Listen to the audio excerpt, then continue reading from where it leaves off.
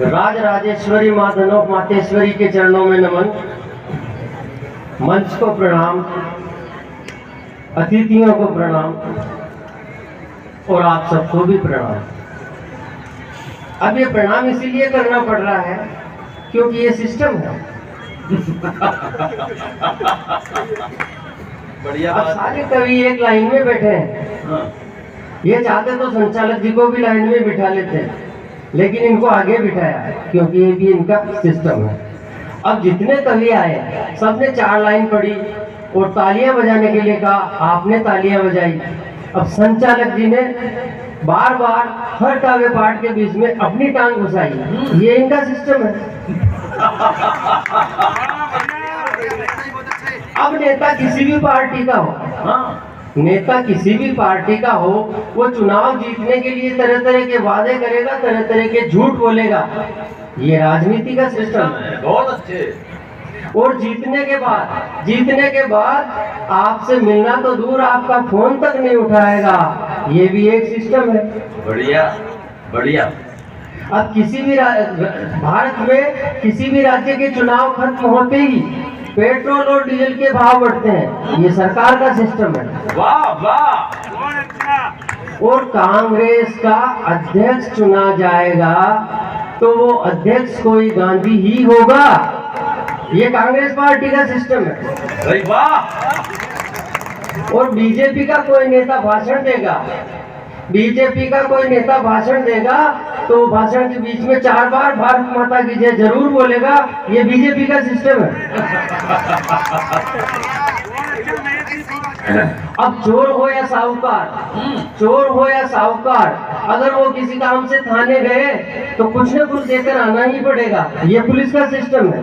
बढ़िया बात है। अब 4 पंक्तियां मैं आपके सामने रख रहा हूँ। 4 पंक्तियों से अपने काव्य पाठ की शुरुआत करता हूँ और चौथी पंक्ति पर आपको ताली बजानी है। और ताली इसलिए बजानी है क्योंकि ये सिस्टम है। वाह। 4 पंक्तियों से शुरुआत करता हूँ। अब अमानत में खयानत हो गई है। अब अमानत में खयानत हो गई है। अब अमानत में खयानत हो गई है। दोगली देखो शराफत हो गई है। अब अमानत में खयानत हो गई है। दोगली देखो शराफत हो गई है। थाम कर रखना अमन का हाथ यारो, फिर से गुंडों की जमानत हो गई है। फिर से गुंडों की जमानत हो गई है। थाम कर रखना अमन का हाथ यारो, फिर से गुंडों की जमानत हो गई है। और अभी पिछले दिनों 4 राज्यों के चुनाव आपने देखे, उनके परिणाम भी देखे। और उसके तुरंत बाद द कश्मीर फाइल्स का रिलीज होना और उसके बाद कथित धर्मनिरपेक्षतावादियों का छापा करना, ये सब परिदृश्य आप ध्यान में रखना। और 4 मिसरे में फिर देता हूँ कि उल्लू दिन में उल्लू करते हैं राज, देख लो ढई हवेली पर। उल्लू करते हैं राज, देख लो ढई हवेली पर। देश हंसा है आज आपकी फंसी पहेली पर। और छोड़ छाड़ दो हथकंडों को, दुनिया जान चुकी है। अरे चुल्लू भर पानी लिख देगा वक्त हथेली पर। चुल्लू भर पानी लिख देगा वक्त हथेली पर। बढ़िया। और दोस्तों, जब आजादी मिली, हमें आजादी मिली तो आजादी के बाद से अब तक हमें ये समझाया गया, ये हमें पढ़ाया गया, ये लिखाया गया कि लोकतंत्र का मतलब जनता मालिक है और नेता नौकर है। लोकतंत्र का मतलब जनता मालिक है, नेता नौकर है। लेकिन आज के हालात देखकर लगता है कि नेता मदारी है, जनता जोकर है। नेता मदारी है, जनता जोकर है। और एक दिन श्रद्धेय कैलाश मंडेला जी से मैंने पूछा, भाई साहब ये बाहरी समर्थन क्या बला है? तो कैलाश जी हंसते हुए बोले, बेटा बाहरी समर्थन का अर्थ बिल्कुल साफ है। मैं दूर खड़ा होकर मंत्र पढ़ूं और सांप के बिल में तेरा हाथ है।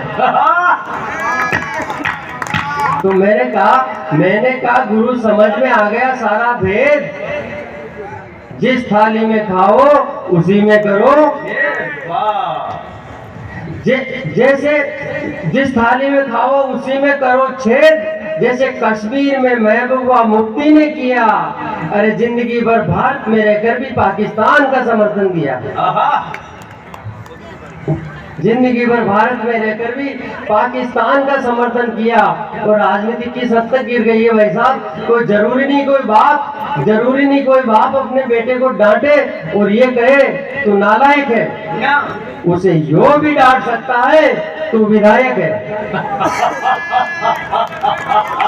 यही समझ में आ गया तो आप मेरा समर्थन करें कि जरूरी नहीं कोई बाप अपने बेटे को डांटे और कहे तू नालायक है, उसे यूं भी डांट सकता है तू विधायक है। जिस तरीके से सड़कों पर बिकते हैं केले, अंटी में दम हो तो मिल जाएंगे आपको एमएलए। जिस तरीके से सड़क पर मिलते हैं केले, अंटी में दम हो तो मिल जाएंगे आपको एमएलए। अब जिसके जी में आए वो खरीदे और सरकार बनाए, जिसके जी में आए वो खरीदे और सरकार बनाए। और पिछले दिनों की बात है, गधे ने महिला की सास को लात मार दी। ये बड़ी बात है, एक गधे ने महिला की सास को लात मार दी। लात इतनी जोरदार थी सास मर गई बेचारी। अब गधे का मालिक हैरान, बेचारा परेशान कि अपना गधा किसको दे, क्योंकि गधे की मारी हुई लात सबको इतनी भा गई, मोहल्ले में जिसकी भी सास जिंदा थी उस गधे को खरीदने आ गई। अच्छा है यार, वो तो ठीक है, गधे का मालिक मेरा जैसा सीधा साधा था, वरना गोविंद जी राठी जैसा पढ़ा लिखा और चंट चालाक होता तो बेचने की बात ही नहीं करता। वाह, प्रति घंटा किराए पर देना शुरू कर देता। बहुत अच्छे। और आजकल तो मार्केटिंग का जमाना है साहब, आजकल तो मार्केटिंग का जमाना है। हो सकता है कोई ऐसी स्कीम चालू करते कि सास और ससुर को लात मराई तो नरक की लात फ्री। अब एक महात्मा के दिमाग में मंदिर निर्माण का आइडिया आया। एक महात्मा के दिमाग में मंदिर निर्माण का आइडिया आया, उसने भक्तों को इकट्ठा करवाया, लेकिन एक भी भक्त ने जुबान नहीं खोली। तो वहां से गुजरती एक वेश्या आवेश में बोली, मंदिर निर्माण के लिए पहला कदम अपना बढ़ाती हूँ, अपनी ओर से 50,000 रुपए चढ़ाती हूँ। बहुत अच्छे। तो महात्मा बोले देवी इसके लिए धन्यवाद देंगे, लेकिन पाप की कमाई है, मंदिर में नहीं लेंगे। तभी भक्तों में से कुछ आवाजें आई, ले लीजिए महाराज, ले लीजिए महाराज, ले लीजिए महाराज, ये पैसा पाप का नहीं है। अरे हमारा ही तो दिया हुआ, इसके बाप का नहीं है। हमारा ही दिया हुआ है, इसके बाप का नहीं है। अब पिछले दिनों एक भिखारी ने पुलिस की नौकरी ज्वाइन कर ली। पिछले दिनों एक भिखारी ने पुलिस की नौकरी ज्वाइन कर ली, तो बाकी भिखारियों ने उसे जाति से बाहर कर दिया। बोले रे अपना काम ऐसे ही चल रहा था तो ये पुलिस की वर्दी क्यों पहनी? शायद समझ में। अब नेताजी के गले पड़ी अजीब सी मुसीबत, एक नेताजी के गले पड़ी अजीब सी मुसीबत, दे डाली एक भिखारी को नसीहत। बोले शर्म नहीं आती भीख मांगते हुए? भिखारी बोला आपको वोट मांगते वक्त आई थी, लेकिन हाँ शर्म आती है अगर ये भिखारी सच्चाई उगलता है। अरे आपके चुनाव का खर्चा क्या चंदे की भीख से नहीं चलता है? क्या कहने हैं? वाह वाह वाह। और कौन नहीं जानता हमाम में सब नंगे हैं। कौन नहीं जानता हमाम में सब नंगे हैं। अरे आप तो सबसे बड़े भिखमंगे हैं, लेकिन स्टैंडर्ड के है ना, इसीलिए हाथ में बर्तन नहीं। और मैंने आपसे केवल भीख मांगी है, किसी नेता की तरह गिड़गिड़ाकर समर्थन नहीं। मैंने आपसे केवल भीख मांगी है, किसी नेता की तरह गिड़गिड़ाकर समर्थन नहीं। और नेताजी आपके और हमारे रिश्ते कौन से आज के हैं? आप तो हमारे समाज के हैं। इसलिए अपना समझकर 10-20 रुपए मांग भी लिया तो आप पर इतना भारी हो गया। अरे आपके कारण तो देश का बच्चा बच्चा कर्जदार और भिखारी हो गया। आपके कारण तो देश का बच्चा बच्चा कर्जदार और भिखारी हो गया। तुम खुद भीख मांगते हो कुर्सी की सरकार की, तुम खुद भीख मांगते हो कुर्सी की सरकार की। आम आदमी को चाहते भाईचारे और प्यार की, दलितों को चाहिए यहाँ सुरक्षा परिवार की।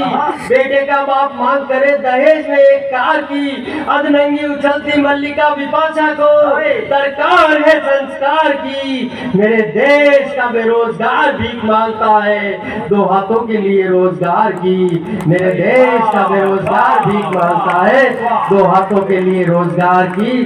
और कविता की अंतिम पंक्तियां, एक एक शब्द पर आप ध्यान दें। और भाई साहब गोविंद जी संबोधन पे ध्यान दीजिएगा। देखिएगा कि लोकतंत्र के घिसे फिटे दिल्ली में औजारों, क्या प्रतीक है? लोकतंत्र के घिसे फिटे दिल्ली में औजारों। अरे अब तो अपने आप को सुधारो, कानून के कटपीस, बेशर्मी की बख्शीश, राजनीतिक शतरंज के पिटे हुए प्यादों। अरे अब तो मान जाओ तुम देशभक्त जल्लादों। अरे अब तो मान जाओ तुम देशभक्त जल्लादों। अब बचाई क्या है देश में, अब बचाई क्या है देश में? गरीबों की सूखी हड्डियां, चाहो तो इनको भी चबा लो। अरे मरते हुए गरीब की खाल है, मरते हुए गरीब की खाल है। इसको भी उतार कर अपनी पार्टी की झंडियां बना लो। इसको भी उतार कर अपनी पार्टी की झंडियां बना लो। धन्यवाद।